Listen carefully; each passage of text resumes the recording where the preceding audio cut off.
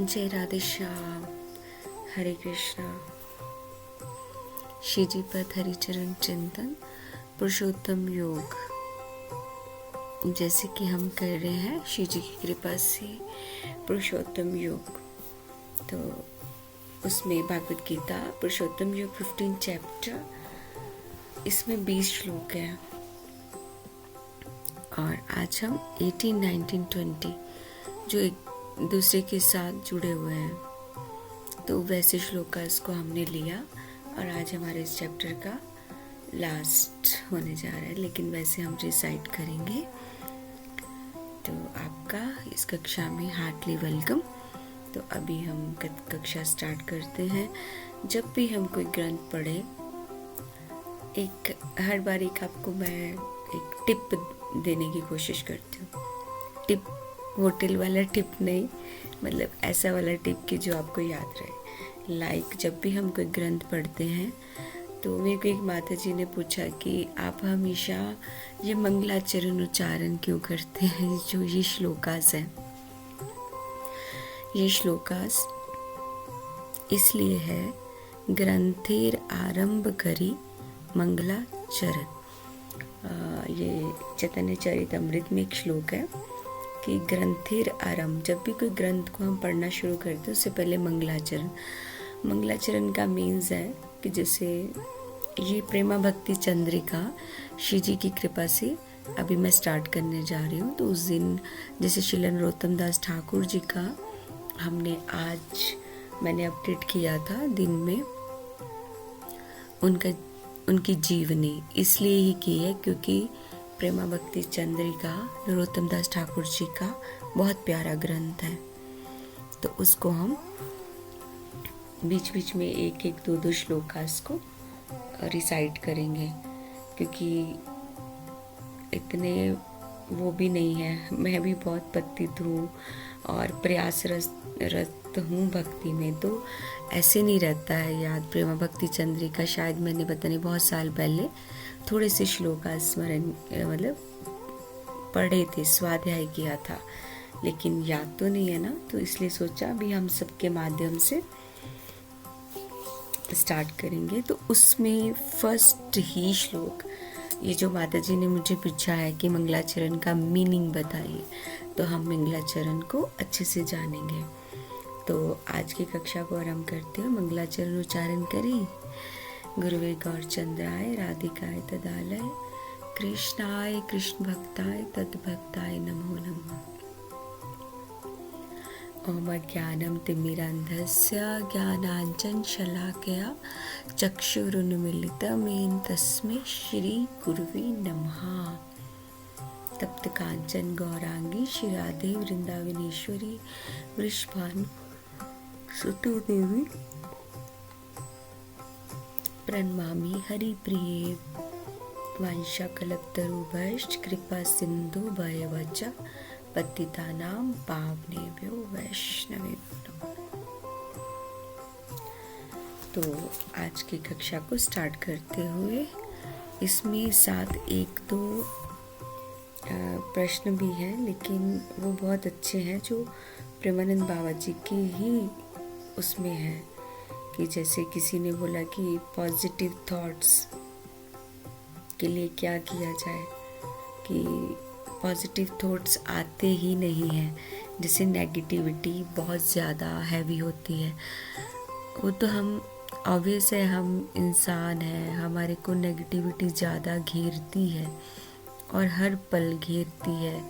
जैसे गीता का जो अभी हम 18, 19, 20 ये श्लोका करने जा रहे हैं, तो इसके साथ नकारात्मक सकारात्मक कई विचारों के कुछ एक्सक्यूज है ना, वो इसमें अगर देखें तो बहुत है। जैसे हम नेगेटिव थिंकिंग करें कि वो पता कब आती है, जब मनुष्य भगवान को भूल जाता है और मैकेनिकल रूप में कि ये मेरी सेवा है, मुझे ये करनी है। फिर उसके मन में विचार आता है मैं अकेला हूँ, मतलब माता जी मैं अकेली हूँ, या मेरा कोई सहारा नहीं, मेरे जीवन का उद्देश्य नहीं है, मैं ये नहीं कर सकती, कि मेरे साथ ही ऐसा क्यों होता है। तो ये सब कुछ होता है नेगेटिव विचारों के मोह से, अगर हम उसी को हम पॉजिटिव थॉट में लें तो भगवान बोलते कि इसमें तो मोह से मुक्त होकर अपने आप को ये समझना चाहिए कि ये तो सारा संसार ही किसी का नहीं है। जो आज मेरी पति है या मेरी पत्नी है, जो बच्चे हैं, ये मेरा पास्ट कर्मा है। ये मेरा पास्ट कर्मा है जो आज मेरी लाइफ में कोई बच्चा बन गया है, कोई भाई, कोई पत्नी, कोई पति, क्योंकि ये पास्ट कर्मा है, इसको कहीं ना कहीं चुकाना है। अगर अभी भी नहीं चुकाएंगे तो फिर नेक्स्ट जन्म का कर्मा हो जाएगा, है ना? ऐसा ही होगा ना। लेकिन क्यों नहीं हम सोच पाते? क्योंकि वास्तविक हम इसको ज्ञान नहीं है। तो नकारात्मक जो विचार है वो हम जल्दी पिक कर लेंगे, वो जल्दी ही हम पिक कर लेंगे। हम कभी भी मतलब जो पॉजिटिव थॉट है ना, अगर उसको हम ये सोचें कि मेरे को कितना अच्छा एकांतिक समय मिला है, इस पे मैं आपको अपना पर्सनली एक चीज़ बताऊंगी। और पॉजिटिव थिंकिंग में हम ये सोचें कि देखो भगवान ने मेरे साथ कितना अरेंजमेंट किया है, कि भगवान मेरे साथ है। जिस सेवा के लिए पूरी दुनिया तरसती है, मेरे पास वो विग्रह है, विग्रह जो मैं कभी सोच भी नहीं सकती हूँ। और मेरे साथ जो भी हो रहा है इसमें भगवान का कुछ ना कुछ प्लान है। और मैं तो सेवा भी कर सकती हूँ, मेरा शरीर हेल्दी है और भगवान की कृपा से मैं आगे भी बढ़ रही हूँ। और हर परिस्थिति में भगवान मुझे फील कराते हैं कि वो मेरे साथ है। ये कोई फिलॉसफी नहीं है, ये रियल है। कई भक्तों क्या, हमारे पास बहुत सारे आज के ही हैं ऐसे एग्जाम्पल्स हैं जिसमें भगवान स्वयं, जैसे नाभा जी थे, देखो कितने बड़े भक्त हुए। तो भगवान को उनको था कि आपकी मैया बहुत अच्छी कुकिंग करती है, तो मुझे उनके हाथ का प्रसाद पाना है। तो उन्होंने बोला हाँ तो प्रभु जाइए आइए। तो बोलते अगर मैं यहाँ मुझे खड़े रहना पड़ता है, मुझे दर्शन देना पड़ता है सबको। तो उन्होंने अपनी जगह पे अपने मतलब जो भक्त हैं उनको खड़ा कर दिया। सोचिए आप, हमारा विश्वास भगवान को कहाँ, मतलब भगवान कहाँ कहाँ तक मजबूर हो जाते हैं हमारे लिए सब कुछ करने के लिए। तो हमारे पास प्रेमानंद बाबा का है उदाहरण। देखिए वो हर बार बोलते हैं कि मेरी किडनी नहीं, दोनों ही किडनी नहीं है, उनके गुर्दे दोनों ही नहीं है, लेकिन वो बोलते हैं मेरे को तो कोई नेगेटिव विचार नहीं है कि मैं मरने वाला हूँ या कैसा है। उल्टा वो बोलते मेरे को और भगवान से प्रेम हो रहा है। और मैं ये सोच रहा हूँ कि मैं श्री जी की सेवा करने के साथ साथ मैं पूरी दुनिया का भला कर रहा हूँ। मतलब श्री जी मेरे से खुश हैं और उनका लाइफस्टाइल, रात को 1 बजे उठ जाते हैं, 11 बजे सोते हैं। वो बोलते मैं कभी फील नहीं करता कि मैं अकेला हूँ। मैं तो ये सोचता हूँ कि मेरे पास बहुत कुछ है। वो दूसरों को बोलते हैं कि आप सबके सुंदर शरीर हैं, आपको इतना सब कुछ भगवान ने दिया है। ये किसी ने प्रश्न पूछा था कि मैं खुश नहीं हूँ, तो उन्होंने बोला फिर तुम्हारे हिसाब से खुशी क्या है? पैसा है? खुशी पैसा है? तो अगर पैसा है तो ये तो सब फिर नेगेटिव विचार और बढ़ते जाएंगे। आज है कल नहीं है, अभी दुख है ना, कल नहीं है। अगर सुख है तो कल ये भी नहीं रहेगा। दुख और सुख के बीच का जो अंतराल आता है ना, उसको हम अपना जीवन बना लेते हैं, फिर उसी पे ही हम लटकते झटकते पड़ते रहते हैं।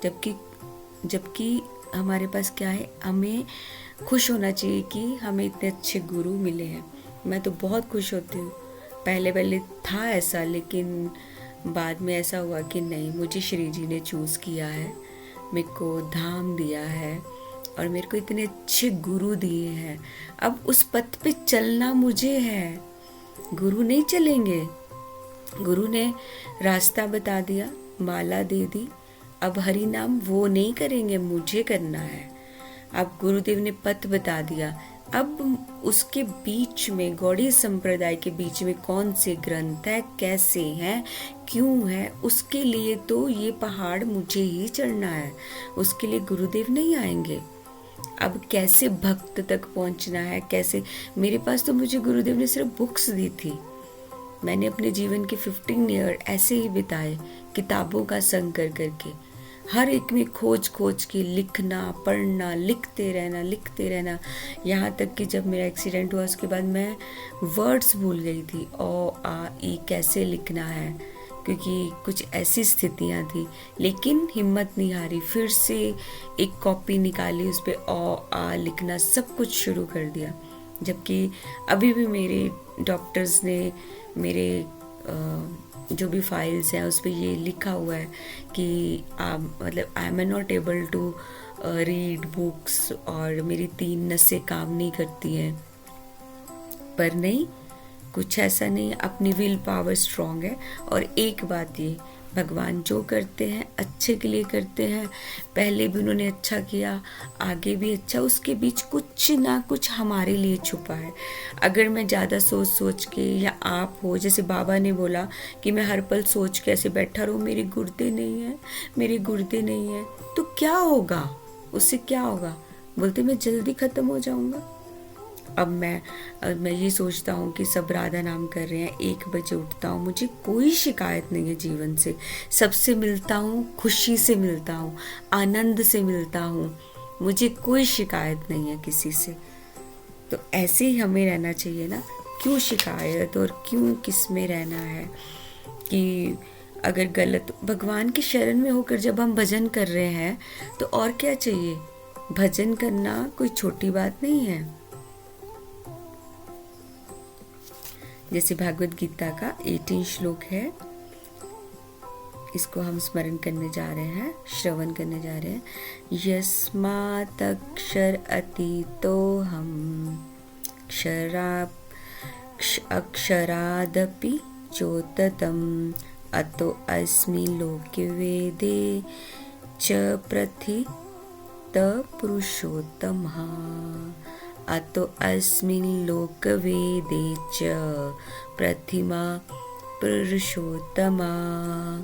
इसमें भगवान ने बताया कि नाशवान जो शरीर है, जो नाशवान क्षर, हमने कल भी चर्चा की थी, क्षर अक्षर जीवों से परे है, और जो अक्षर है वो अविनाशी ब्रह्म से भी श्रेष्ठ है। इसलिए वेद और संसार में पुरुषोत्तम कौन है? भगवान। क्योंकि एक क्षर अक्षर से परे कौन है? पुरुषोत्तम।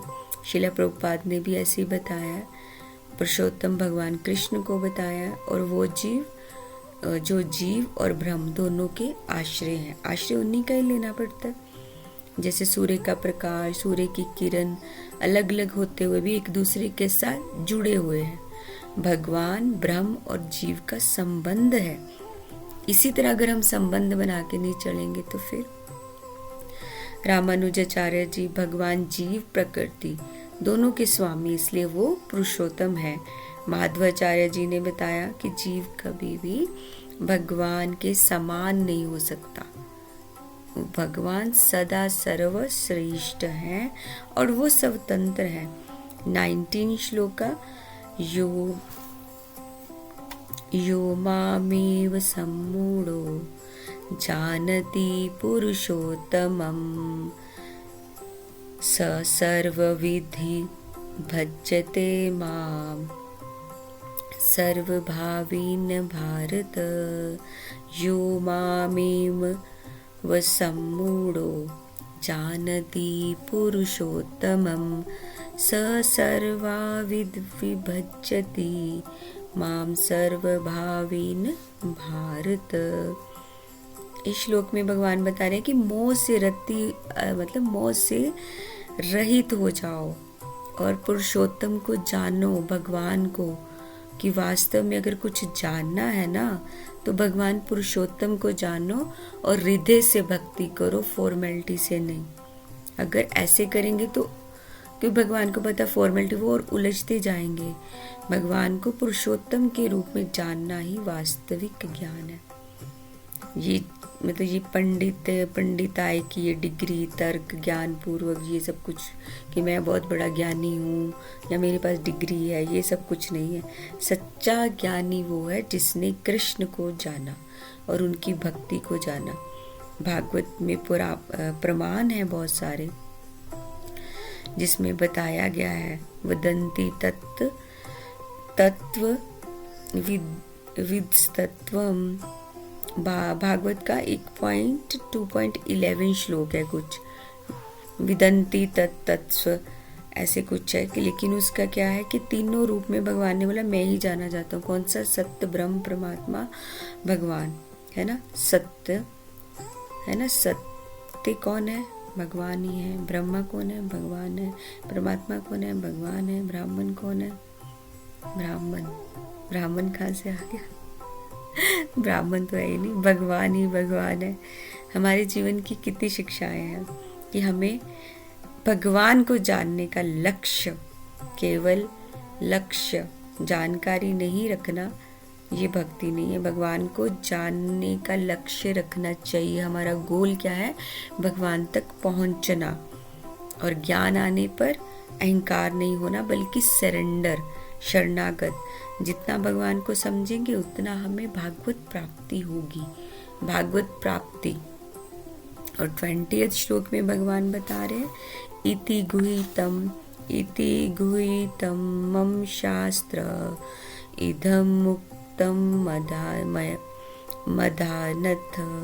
मदानघ एतत् बुद्धवा बुद्धिमान सयात् कृतश्च भारत। इति गुह्यतम, मतलब ये इतना गूढ़ा रहस्य, इतना गोपनीय शास्त्र अर्जुन मैं तुम्हें बता रहा हूँ। इसे जानकर तो मनुष्य बुद्धिमान बन जाता है और उसका जीवन सफल हो जाता है। अर्जुन को बोल रहे हैं कि मैंने बहुत सीक्रेट तुम्हें बता दिया है। तो प्रभुपाद जी बोलते हैं कि श्री कृष्ण परम पुरुषोत्तम भगवान, उनकी भक्ति ही जीवन की सिद्धि है। और जो समझ लेता है उसे किसी और चीज की खोज नहीं है कि वो जगह जगह भटके और खोजे। उसको यथास्थान यहाँ बैठे वहीं पे भगवान की प्राप्ति। रामानुजाचार्य जी ने बोला कि ये ज्ञान इतना गुह्यतम है कि भगवान के परम स्वरूप का ज्ञान ये दे देता है।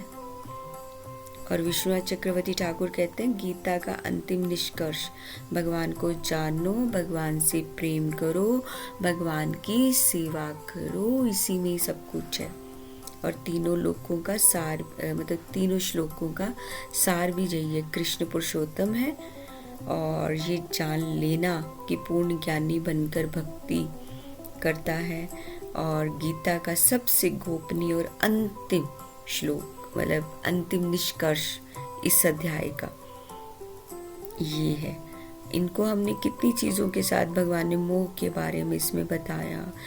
एतत् बुद्धवा बुद्धिमान स्यात् कृत्यश्च। उन्होंने बोला कि जो ज्ञान को, इस ज्ञान को समझ लेता है वो अपने आप ही बुद्धिमान हो जाता है और उसका जीवन सफल हो जाता है। जैसे कोई परीक्षा देने गए ना दो विद्यार्थी, तो एक ने पढ़ाई की, दूसरे ने क्या किया? बहाने बनाए।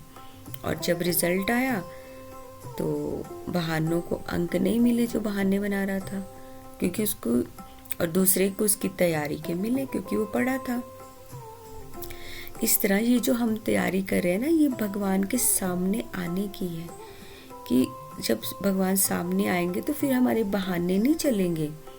भक्ति की होगी, प्रयास किया होगा तो भगवान हमें फल देने जरूर आएंगे। फल देते हैं भगवान फल देते हैं। अब नकारात्मक जो नेगेटिव विचार है तो वो तो हमें रोज भगवान से दूर कर देंगे, वो दूर करते जाएंगे। पॉजिटिव आएंगे, वो हमें भगवान के नजदीक लेके जाएंगे। भगवान श्री कृष्ण अपना सर्वोच्च आश्रय हमें मानना चाहिए कि उनके सिवा कोई नहीं। वो तो सच है। इस दुनिया में आके हमने कुछ रिश्ते जोड़ लिए, पति पत्नी, बच्चे, चाचे ताए, लेकिन वो रियल में कुछ भी नहीं है। सच्चा रिश्ता भगवान के साथ है, श्री जी के साथ है और किसी के साथ नहीं है। अब मेरे गुरु महाराज हैं, हिज होलीनेस राधा गोविंद गोस्वामी महाराज। अब काफ़ी टाइम से वो किसी, वैसे मैं ये नहीं कह सकती किसी बीमारी से वो सफ़र कर रहे हैं। वो तो एक लीला है, तो स्वयं भगवान के पार्षद हैं। वो एक लीला है जिसमें गुरुदेव भगवान ये बता रहे हैं कि ऐसा भी है। अब गुरुदेव भगवान को जब से उनका ब्रेन का ऑपरेट हुआ तो उनको कुछ याद नहीं रहता है। और याद क्या नहीं रहता, देखिए आप जैसे कुछ मिलने आते हैं लोग, उनके नाम याद नहीं रहते, कोई चीज़ है वो याद नहीं रहती, लेकिन फिर भी वो भागवतम रीड करते हैं, भागवतम पढ़ते हैं, कृष्ण प्रेम है, माला जप करते हैं। तो इसलिए अगर हमें कुछ चीज़ें भूल रही हैं, कुछ ऐसे है, तो उसके लिए ऐसा नहीं सोचते हैं हम कि हम कुछ, हाँ हो सकता है हमारी लाइफ से मटेरियल चीज़ें भूल रही हैं, और ये तो आजकल एक नॉर्मल है। छोटे बच्चे जो हैं उनकी पढ़ाइयाँ इतनी है कि वो भूल जाते हैं। तो इन सब चीज़ों को इतना गहराई से जितना लेंगे, लाइफ विथ भगवान यूनिवर्स फिर वैसे ही रिस्पॉन्ड करते हैं। जैसे हम पूरा दिन शिकायत करते रहेंगे भगवान को, कि पूरा दिन यूनिवर्स में बोलते रहेंगे, अरे भाई मैं भूल जाती हूँ, मुझे याद नहीं रहता है, मेरे साथ ऐसा हो गया, मेरे साथ वैसा हो गया, तो ऐसे। तो फिर ब्राह्मण क्या करता है, यूनिवर्स आपको रिटर्न वो देने लग जाता है कि तू ये बोल रही थी ना, ये ले, तो ये बोल, तो क्यों नहीं हम अच्छा बोले। जैसे प्रेमानंद बाबा जी महाराज, इस टाइम उनके दोनों किडनी नहीं है, दोनों गुर्दे नहीं है, लेकिन वो पॉजिटिव है। वो बोलता है मुझे तो जीना है अभी, मैं तो 1 बजे आ जाता हूँ, मैं इतना खुश हूँ। तो इसको बोलने से क्या आपको कुछ जाता है, या दूसरे के पास ये बोलने से जाएगा। या फिर कई बार ऐसा होता है कि हम लोग अपनी किसी चीज़ को और नेगेटिव सोच ही रहे हैं नेगेटिव, ऊपर से कोई पर्सन ऐसा आ जाता है हमारी लाइफ में, वो आके बोलेगा, है ना माता जी आप आजकल ऐसे हो ना, माता जी आपको ऐसे ऐसे सब कुछ भूल रहा है, आप ऐसे, तो आपको ये लगेगा कि हाँ यही पुरुष है या यही माता जी है, यही मुझे समझती है। तो आप क्या करोगे, फिर उसके साथ और अटैच्ड हो जाओगे। अब वो आसक्ति आपको कहाँ लेके जाएगी नहीं पता। इसलिए ये जो दुनिया की जो चीज़ें हैं ना, मटेरियल, इन सब की ओर कभी नहीं जाना चाहिए। हमारी आसक्ति, आज भी नरोत्तम दास ठाकुर जी की कक्षा में बार बार बोला कि भगवान बोल रहे हैं, कपिल मुनि भगवान ने बताया कि हमें आसक्ति चाहिए, लेकिन आसक्ति हमें गुरु से और भगवान से होनी चाहिए, जहाँ से हमें गोलोक का द्वार खुलेगा। ऐसे किसी ने आके कुछ बोल दिया तो आपकी आंखों में आंसू आ गए, हाँ मैं तो यही करती हूँ, हाँ मेरा परिवार मुझे पूछता नहीं है, मेरा पति मेरी पत्नी मुझे ये नहीं करती है, वो नहीं करती है, तो फिर उससे तो लाइफ और उलझेगी, आप अपने नेगेटिव चीज़ों में जाते रहोगे। तो फिर उसके लिए क्या है, कुछ भी नहीं, प्रार्थना। बाकी तो प्रार्थना ही है ना कि शिव जी सही रास्ता दिखाएं, और प्रार्थना कि हमारे जीवन और उनकी शरणागति में कुछ प्रॉब्लम है। तो शास्त्रों के अकॉर्डिंग जो भी है, इन तीनों श्लोक का सार यही है कि अपने जीवन को कृष्णमय बनाना है, तो कृष्ण का चिंतन हर समय। अरे भाई इतनी बड़ी बड़ी प्रॉब्लम्स आ जाती है, मेरे गुरु महाराज इस प्रॉब्लम से कई सालों से गुजर रहे हैं, आप सामने जाएंगे वो नाम ही नहीं याद रहते, फिर गुरुदेव मैं राधा रानी देवी दासी, अच्छा ठीक है कैसे हो, तो इतनी सारी चीज़ें। प्रेमानंद बाबा जी महाराज किडनी से गुजर रहे हैं, इतने बड़े बड़े गुरु भगवान है। एक में अभी कल हमारे इस्कॉन में गुरु महाराज जी ने शरीर छोड़ा है, कृतु महाराज जी, और वो 2 साल पहले इतने अच्छे थे, एकदम से उनको क्या हुआ, उनके भी दोनों गुर्दे गायब, लेकिन उन्होंने लास्ट टाइम तक अपनी प्रीचिंग और भक्तों को दीक्षा दी और आशीर्वाद दिए। जब हमें शिकायत करने की आदत हो जाती है ना, ये श्लोक में है कि जब हमें शिकायत करने की आदत पड़ जाती है तो फिर हम शिकायतें ही करते रहते हैं, या फिर हमें आदत पड़ जाती है अभी मुझे बुखार है, अभी मुझे ये शरीर तो रोग ही होंगे, ये शरीर है इसको रोग ही होंगे। तो उस रोग का क्या इलाज है, डॉक्टर वो कौन, हमारे ठाकुर जी भी है। अगर हम ठाकुर जी को जब तक पूरा उनको अंगीकार नहीं होते, सरेंडर नहीं होते, तो फिर तभी बोलते हैं ना, दुनिया में प्रॉब्लम सुनाएंगे लोग हंसते हैं। अपने घर का हमारा मंदिर है, ऑल्टर है, उनके पास बैठ के हम अपनी प्रॉब्लम्स उनके साथ शेयर करें। मैं अपना एक सीक्रेट बताती हूँ आपको, मैं अपनी प्रॉब्लम्स लिखती हूँ, लिख के ठाकुर जी के पास रखती हूँ यहाँ तक कि और भी मेरी सखियाँ हैं तो वो भी दे के जाती हैं। तो ठाकुर जी के पास एक तो गोलक का बैंक होता है जिसमें पैसे जोड़ने हैं, लेकिन मुझे लक्ष्मी से नहीं है, मैं उसमें लेटर्स जो मेरी सखियाँ दे के जाते हैं, कुछ दे के जाते हैं, उन तक बात पहुँचाने के लिए कि ये देखिए ऐसा हो रहा है, ऐसा हो रहा है, मुझे नहीं पता, हाँ मैं तो आपकी हूँ, अब जानो आपको जैसे करना है, मैं उसमें खुश हूँ। इस तरह हमें ऐसे रहना चाहिए। अंतिम अध्याय के 20 श्लोक में भी भगवान ने इति शब्द को स्टार्टिंग में यूज किया। इति मीन्स कि ये कृष्ण उल्लेख करते हैं इसमें कि मैंने तुम्हें सब वेदों का सार समझाया है, खुद बोल रहे हैं। अब इसमें मैं लगा है, मैंने तुम्हें समझाया है। इस संसार की प्रकृति की विवेचना आरंभ करते हुए मैंने तुम्हें पदार्थ और आत्मा के बारे में भी ज्ञान दे दिया। आत्मा के बीच का जो अंतर है, जीव का आत्मा का, वो भी तुम्हें बता दिया, और परम पुरुष का भी ज्ञान करा दिया। अब तुम बताओ, वो विराट रूप परम पुरुष वो भी बता दिया। अब आगे तुम्हारी मर्जी, तुम इस ज्ञान को अपनाते हो नहीं अपनाते हो, मुझे अब कोई मतलब नहीं है। तो भगवान ने बोला है मैंने तुम्हें सब कुछ दे दिया, सब, अब तुम किधर को जाओ, अपने अंतिम लक्ष्य की ओर जाओ, कहाँ जाओ मुझे नहीं पता। अब कुछ नहीं कह सकते। कई लोगों को बहुत शौक होता है कि नेगेटिविटी में रहना और अपने आप को, और उनको पता उन्हीं पर्सन्स के साथ रहना है जो उनकी बात को एग्री करेंगे। कि जैसे कोई माता जी आई, प्रभु जी, हाँ प्रभु जी आप तो भूल जाते हो, हाँ हाँ हाँ मैं तो माता जी, अब वो माता जी क्या हो गई, बेस्ट होगी माता जी। अगर वो माता जी अगर डिफरेंट बोल दे, अरे भाई ये तो आजकल छोटे छोटे बच्चों में प्रॉब्लम है, फिर क्या हो गया, तो वो फिर इतनी बड़ी नहीं होगी। लेकिन जो माता जी आके तारीफ करे, उसमें एग्री हो जाए, तो वो माता जी बहुत बड़ी बन गई। अब कुछ नहीं कर सकते।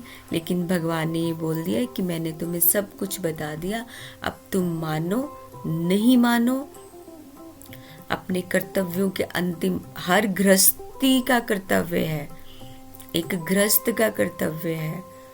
अगर आपने गृहस्थी ली है तो उसका कर्तव्य, भगवान बोल रहे हैं अगर तुम्हें अपने कर्तव्यों से भागना है तो वो तुम्हारी इच्छा, लेकिन मैं कुछ नहीं फिर कर सकता। जय राधे श्याम। मैं भी क्लास को एंड करने जा रही हूँ विराम की ओर। कृष्ण ने भी बोला मैं कुछ नहीं कर सकता, मैं भी कुछ नहीं कर सकती।